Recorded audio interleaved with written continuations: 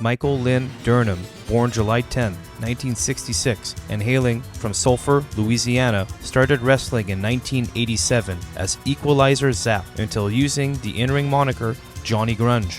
Theodore James Petty, born September 11, 1953, in Woodbridge Township, New Jersey, and was trained by Afa Anoa'i, and made his wrestling debut in 1978 as the Cheetah Kid. And on March 22, 1991, in Wien, Österreich, Austria, Cheetah Kid defeated Johnny Rotten in a no DQ match for Wrestling in Europa.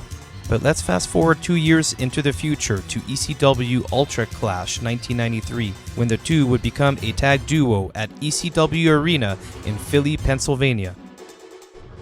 Welcome to Wrestling Through the Ages. Rocco Rock and Johnny Grunge were both acquired by Booker for ECW, Paul Heyman, and like previously mentioned, the team debuted on September 18, defeating Ian Rotten and Jason Knight. Public Enemy were by no means a flashy, aggressive, or technical tag team, but they did make up for it by laying out comedic spots in their matches and incorporated a style of roughhouse and dangerous high-flying maneuvers. They are credited as one of the first duos to use tables in their matches. During their early ECW tenure, they brawled against the likes of Don E. Allen and Dwayne Gill, the Bruise Brothers, Bad Breed, Bad Company, Mike Norman and Mikey Whipwreck, Crash the Terminator and Tommy Cairo, JT Smith and Tommy Dreamer, and the iconic team of the Funk Brothers. They would win the fans over with their awful dancing and dangerous leaps and vaults. They won the ECW tag belts, beating the team of Kevin Sullivan and the Tasmaniac, but would lose the belts to Cactus Jack and Mikey Whipwreck in August of 1994. Yes, that very same month in 1994, Hardcore Heaven took place, where Cactus and Terry had a singles match, which the Public Enemy did a run-in, beating up the two. Terry asked for a chair, and just like that, a historic moment was born. Following this, they worked with Bad Breed, Bad Company, Bruise Brothers, the Pitbulls, and on May 11th, they won the ECW tag belts, again defeating Cactus Jack and Mikey Whipwreck. They then defeated the belts against Ron Simmons and Too Cold Scorpio, Hack Myers and JT Smith, Sabu and the Tasmaniac. They took part in ECW and Wing cross-promotion shows in Japan, trading wins with the Pitbulls. They won the ECW tag belts a third time, defeating Chris Benoit, Dean Malenko, Rick Steiner, and the Tasmaniac on April 8 at ECW Three-Way Dance. They would embark in a lengthy feud against the Pitbulls and newcomers, the Gangstas.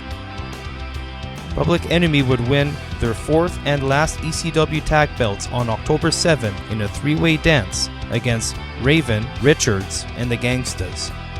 The Public Enemy would end their time in ECW wrestling the Eliminators, the Dudleys, the Pitbulls, and the Gangstas until doing a surprise appearance in WWF, losing to the Smoking Guns on November 19 of 1995 at that year's Survivor Series.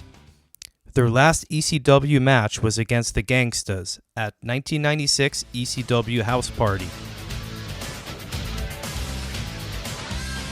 Eric Bischoff was able to offer on WCW's behalf two very lucrative contracts, and 10 days after their last ECW match, they made their WCW debut on the 20th episode of Nitro on January 15, defeating the American Males.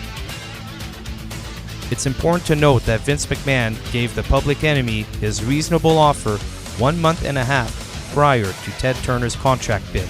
At the end of the day, the income and dates WCW was offering was too good to pass up. WCW pushed the Public Enemy heavily on TV. Nitro, Saturday Night, Clash of the Champions, Super Brawl, Worldwide, Slamboree, Bash at the Beach, Christmas Brawl, all within their first year there. They wrestled the likes of the Nasty Boys, Lex and Sting, the Blue Bloods, Steiner Brothers, the Road Warriors, Harlem Heat, and the Faces of Fear. They won the WCW Tag Team titles, defeating Harlem Heat on September 23rd, WCW Nitro, and dropped the belts back to the Heat 8 days later on WCW Saturday Night. They would end 1996 feuding with the American Males and start off the new year battling it out with the amazing French Canadians Carl Ouellet and Jacques Rougeau. They wrestled WCW mainstays and newly formed tag teams, and were featured on several WCW pay-per-views. 1998 would bring much of the same. They didn't win the WCW tag belts again, but their win percentage climbed during that year. The last WCW match for the Public Enemy was on September 13, WCW Worldwide, losing to Jim Neidhart and British Bulldog.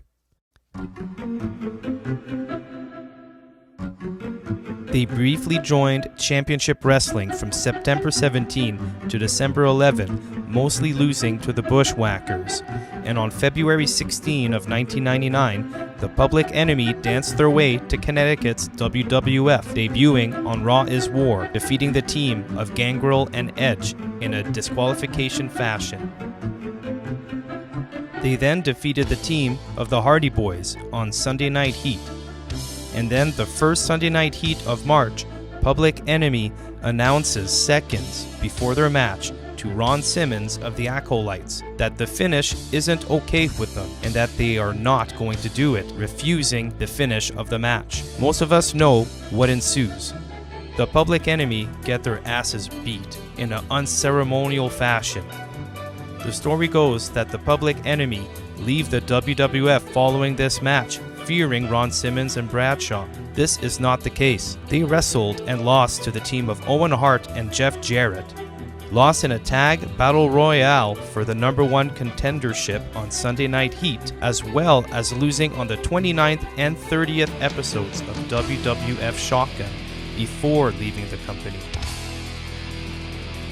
Rocco Rock and Johnny Grunge would move from company to company. Public Enemy made a brief WCW return during its final days, taking part in 1999's Bash at the Beach Junkyard Hardcore Invitational.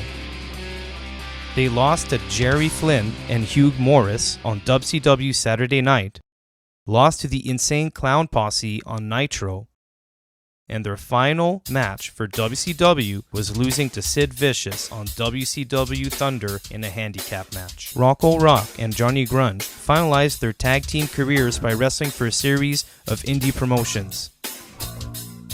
Their final tag match was on August 9 of 2002, wrestling for Insanity Pro Wrestling's Heat Stroke pay-per-view, defeating the team of Easy, Cruz, and the Bouncer.